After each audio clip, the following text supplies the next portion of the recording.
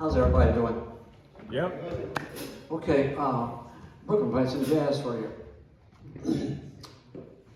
I got sciatica, so if you see me grimacing, don't pay attention to it. It's just been going on for a while.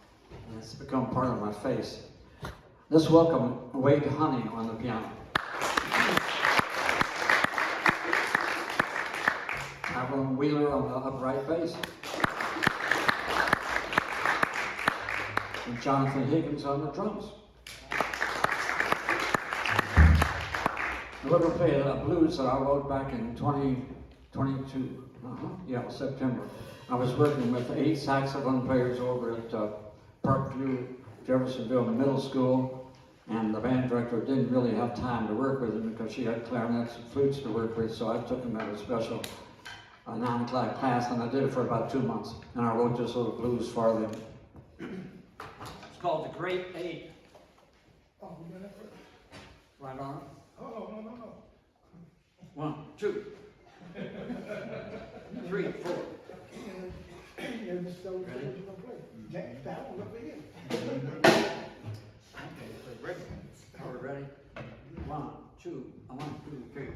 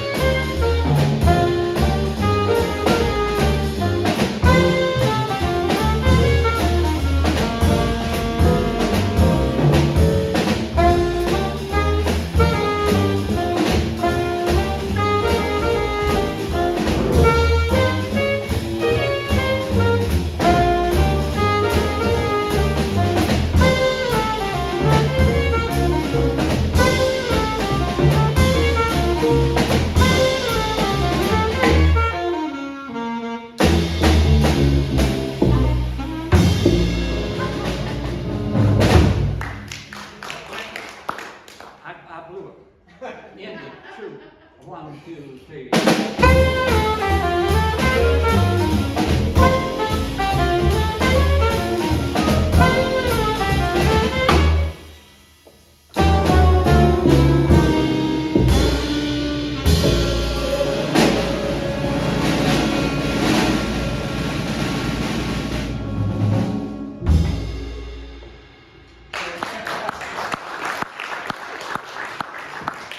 When something like that happens, I remember seeing or reading about Charlie Mingus, and they're playing a tune at a club or something in the band, somebody missed a part, he just stopped, chewed them out, and started again. And from that point on, I said, well, I think it's okay to stop and start again. So that's what we did. That's the way it's supposed to end. This next tune is an old standard called Dearly Beloved. And I've added, this is Jerome Kern and Johnny Mercer wrote this a long time ago. And I added a little introduction and interlude to it. And we're going to it'll end up with this interlude, and Tyrone's going to take a long solo. Right on. This goes back and forth between kind of a Latin feel and a swing. 1, 2, 1.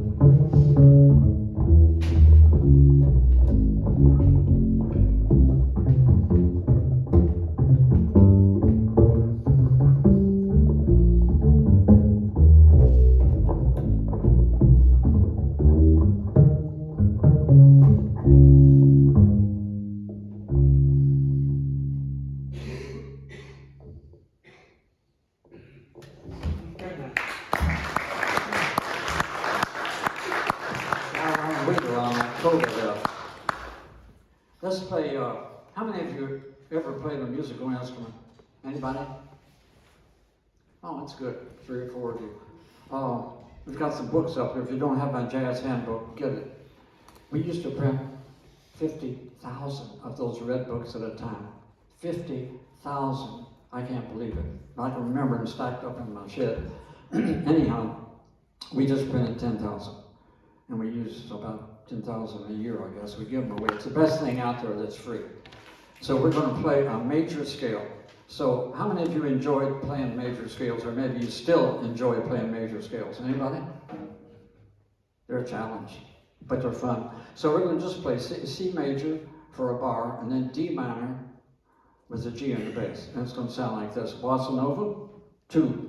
1, 2, 3, 4.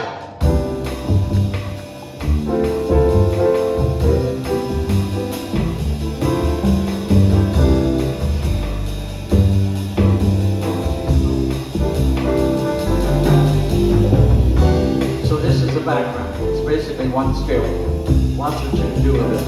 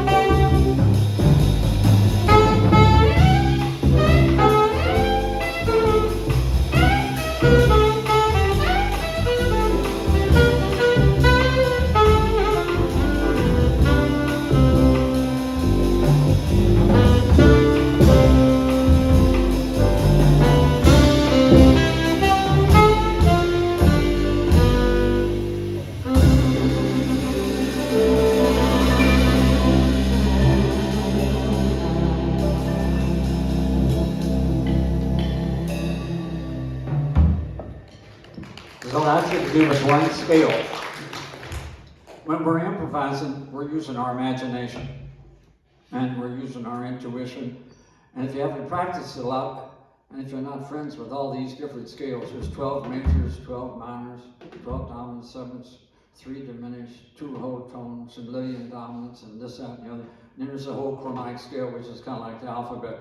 But if you get real familiar with those scales and those notes on your instrument, the next thing I think is to improvise, in addition to learning how to read music.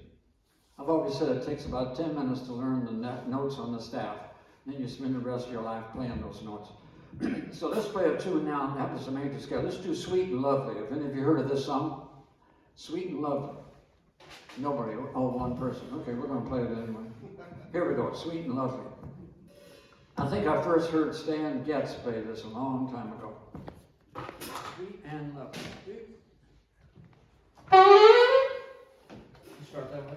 1, 2, 1, 2, 3.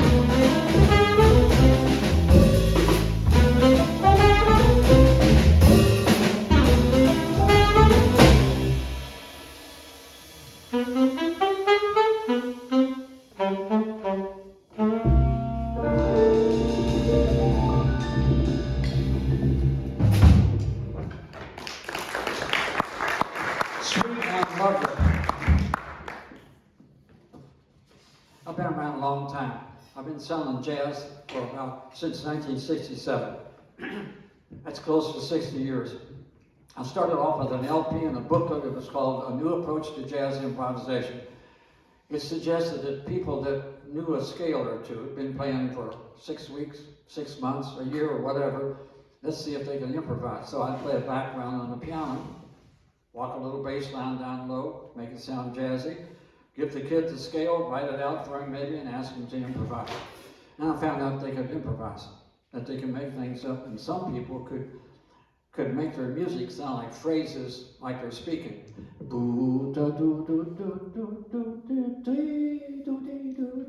Take a breath. As though they were talking with words.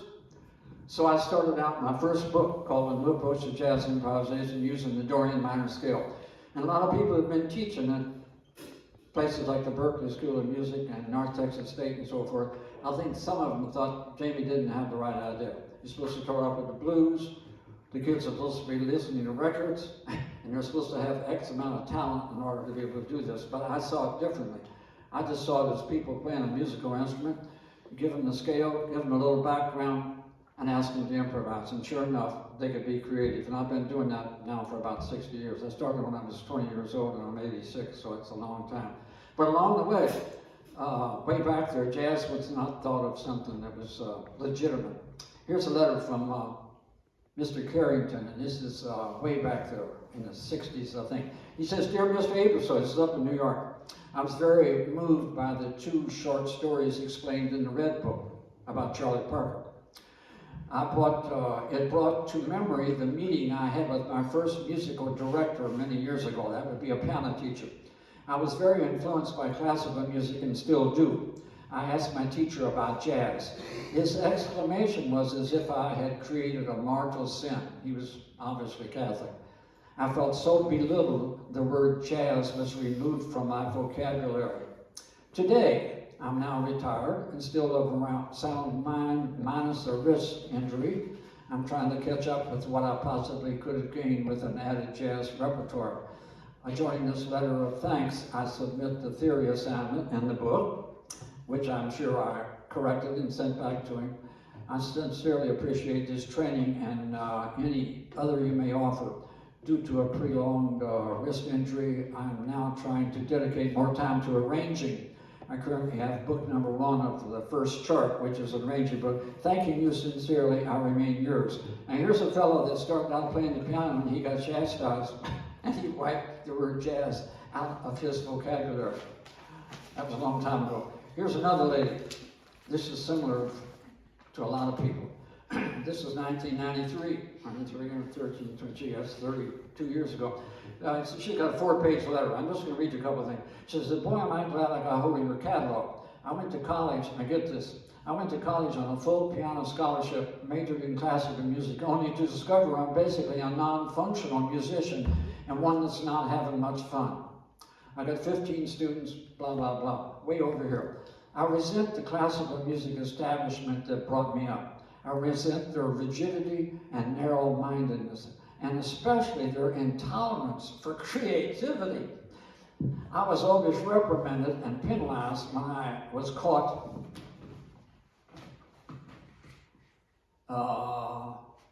trying to play by ear and do my own thing. I love the classics, but they're just a small piece of the big musical pie.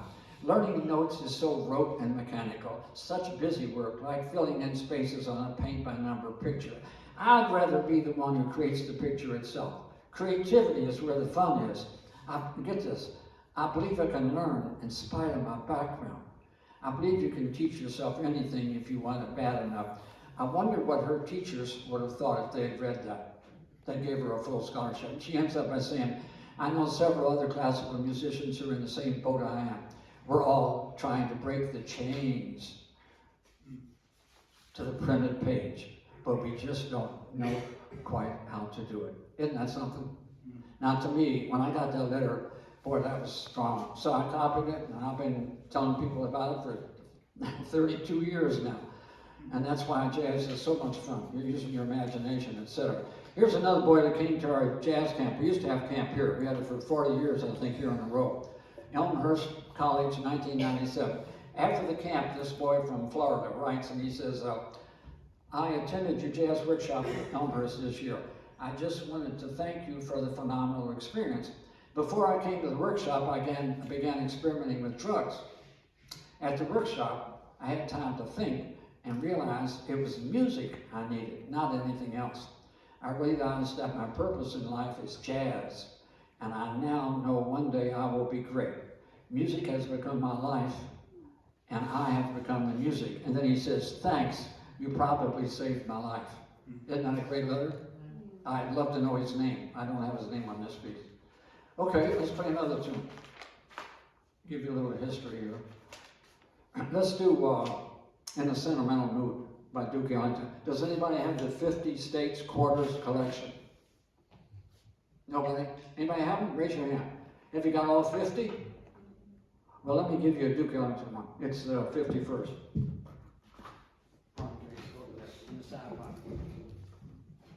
Your little zipper there. No, this side. Yeah, I'm going to yeah. I'll go ahead and put one out. Okay. How many have we got? Chris, you got it? Yep. Have you got a quarter? Mm-hmm.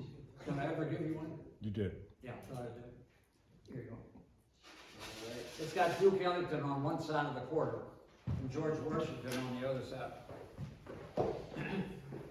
Most people that have the collection don't know about this one. This was for the Washington, D.C. They had a contest after they did the 50 states, and they had a contest of famous people that were born in Washington, D.C., and Duke Ellington won the contest. I didn't even know they had a contest.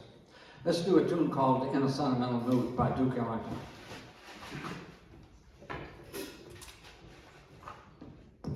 How many of you have heard that Duke Ellington, Jonathan Higgins played with Duke Ellington when Jonathan was 13 years old? Any of you hear me say that?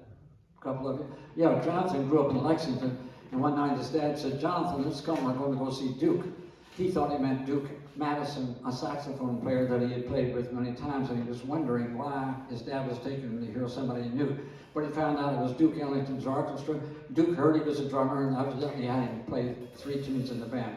And me and my friend Butch Neal were there that night. I'm sure we were. But we must have left at the intermission, because it was like a 75-mile drive. And we were teenagers. And so I missed hearing him play. But I think it would have really been neat if I'd heard him play, and then, X amount of years later, he ended up playing with it. Butch and I, he's a band director, he was. We were standing right in front of the 5 saxes, and Harry Corney, the baritone player, had his sax like this. He was just sitting there, looking right out at us. And I can still hear Duke Ellington say, 127. So everybody starts, they got their music stacked up, 2 rows on their music stands, and they're looking for 122nd.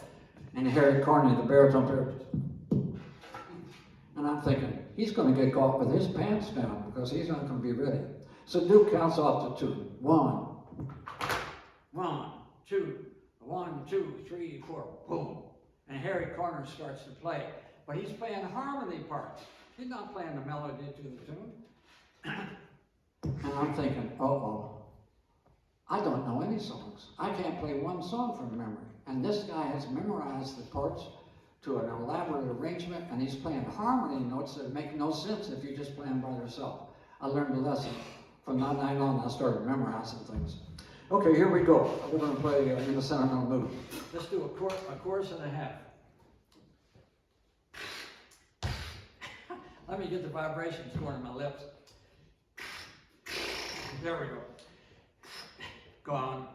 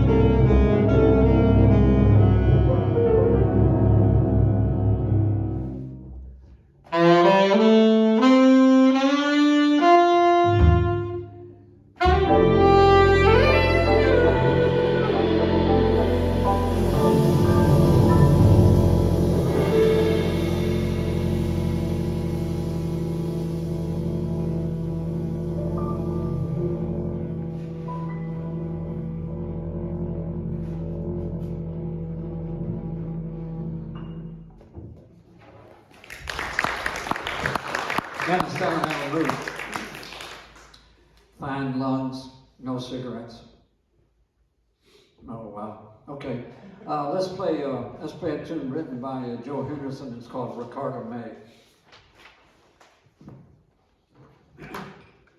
It's got an introduction that they play together. It's kind of neat. This is written by a saxophone player. He did Joe do the camps here? Yeah. Shelby campus. We Shelby had camps. This shows how long ago it was. We were at the Shelby campus. Shelby campus, yes, right. And that's where we had our jazz camp. And there was dormitories, and Joe stayed in the dormitory. And Slat Hampton was here that year.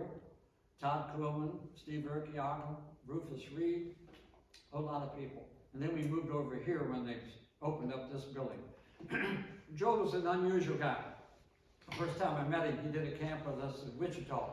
At the end of the week, I saw him with this huge white dog about this big, as slender. He had been in the dormitory all week with Joe. And then he did a couple camps with us. We did Chicago at Elmhurst, and then we did Louisville. But at Louisville, there was no Joe on Sunday or Monday. Finally, I think he showed up on Tuesday. Joe, where you been? He said, I had to go back home to San Francisco and pay some bills. That's the kind of guy I was. And when he was doing a camp, one of the first ones out at Diablo Valley in California, he came and he stayed at the dormitory. Someone stole his saxophone, his tenor saxophone. Later, I don't know how much longer, a kid comes to his apartment in San Francisco for a saxophone lesson, and he's got Joe's old horn. That I guess he bought from a pawn shop or something. Joe was interesting. And Joe died from smoking. I saw him a week or two before he died. I was in Seattle, and he was playing with the vibes player, Harris, and trombone player. And the trombone player told me that Joe smoked all the time except when he was on the bandstand. And he died about 2 weeks later from smoking. Too bad. Here's Ricardo May. Not too fast. 1, 2, 1, 2, 3, 4.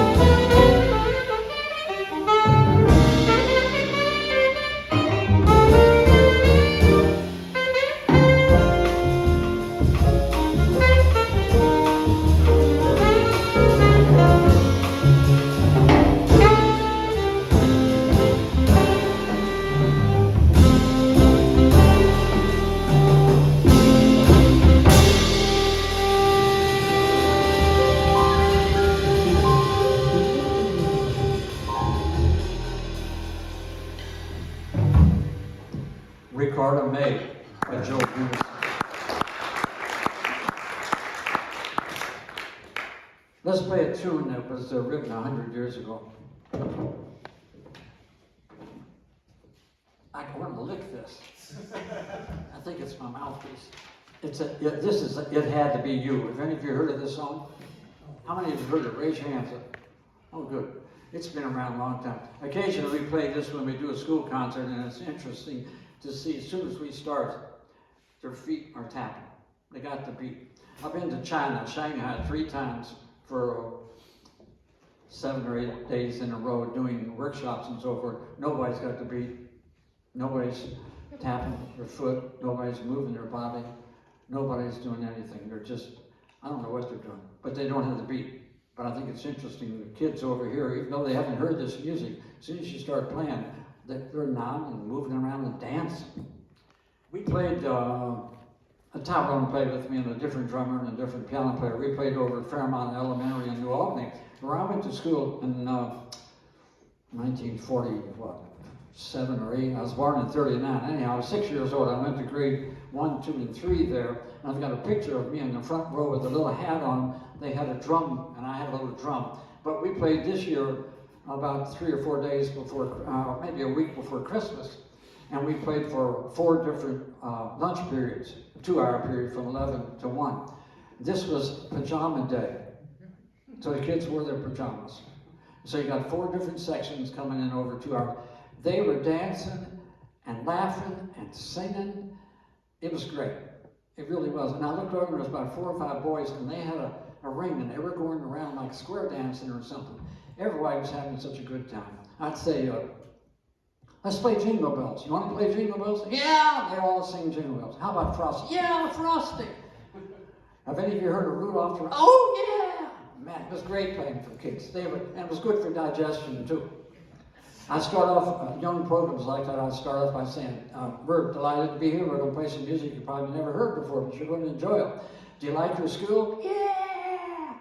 You like your teachers? Yeah! How about your principal? You like? Oh, yeah!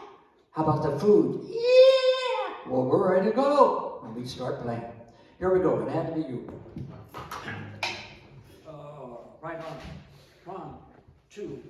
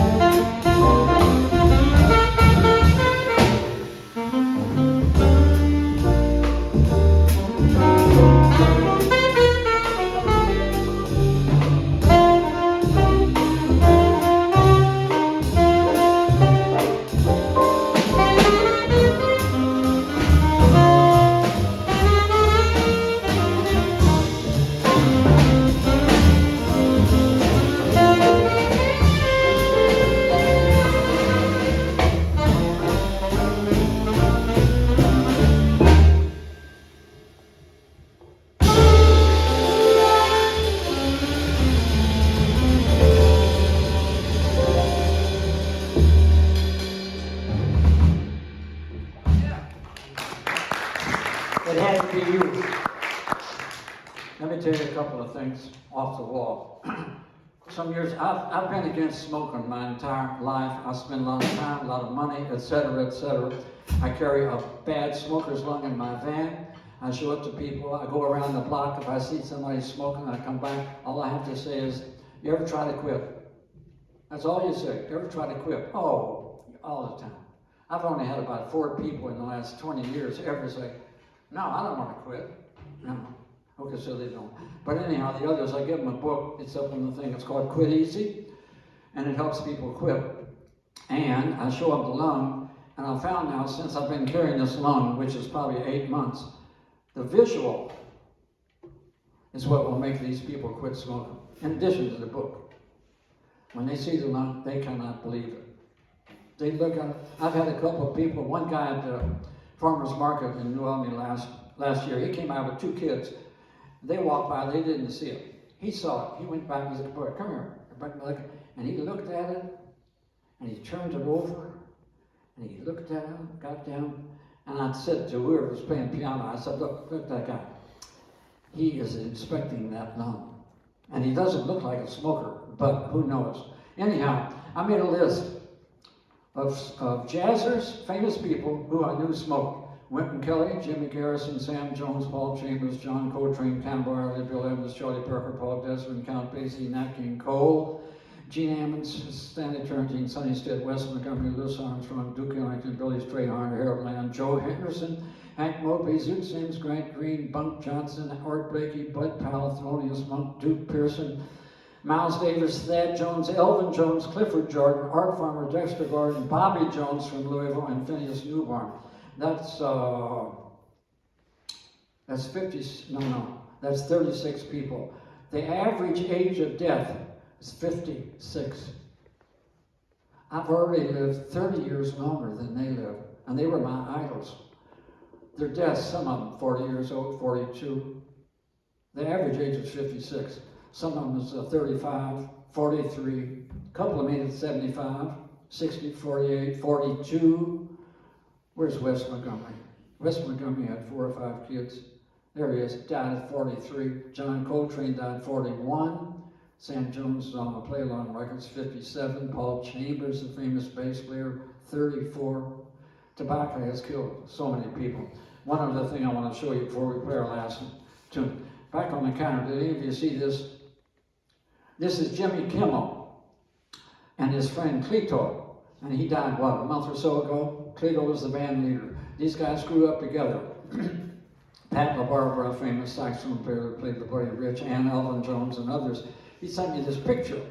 And I looked at it, and my eye caught what was over in the far corner. That was my play-along book. Volume 13, Cannonball Adderley. So Jimmy Kimmel on his clarinet there on the left, and Cleto with his saxophone were practicing with my materials when they were kids. I thought that was great. I tell everybody about it.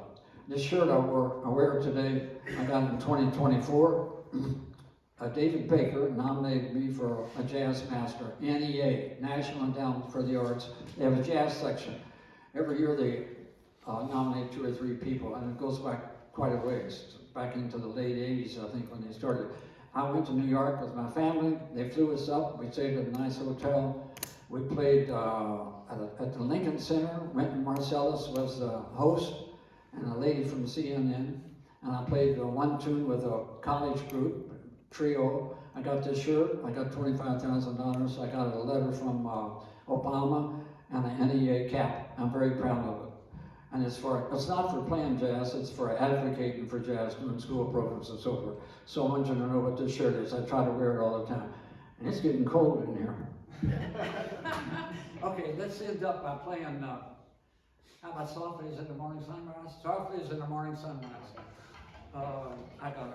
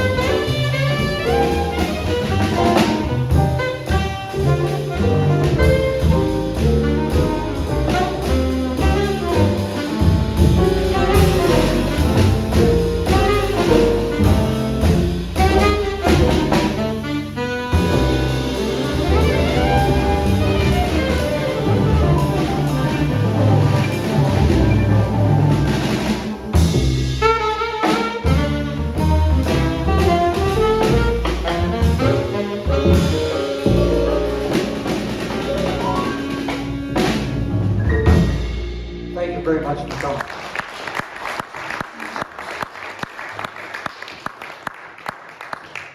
The last time we played back in September or so, this place was packed. There was about 80 people. But the reason the audience is small, a lot of the students were down in New Orleans for the last 4 or 5 days, and the buses got in late last night, plus classes have just started. And the main class, the jazz appreciation or music appreciation class, hasn't even met yet, so the students didn't know we were there. We were here. But, and I've said this before, the audience doesn't ever seem to mind to the musicians that play jazz, because they're playing for themselves, trying to play what they hear in their head, and it's just a challenge every time, but we're delighted that you came. And I think there's a concert tomorrow over in the other building. Trumpet something? Alumni trumpet. You don't even know about it? It's not a jazz concert. No, I don't. Evan said he's playing tomorrow night with Anson. I don't know about it. Yeah, it's an alumni trumpet thing. Okay. He said he played last year with Pat Harbison. I don't know. Okay, I think it's tomorrow night in Comstock. Thanks very much for coming. Help yourself to the literature on the way out.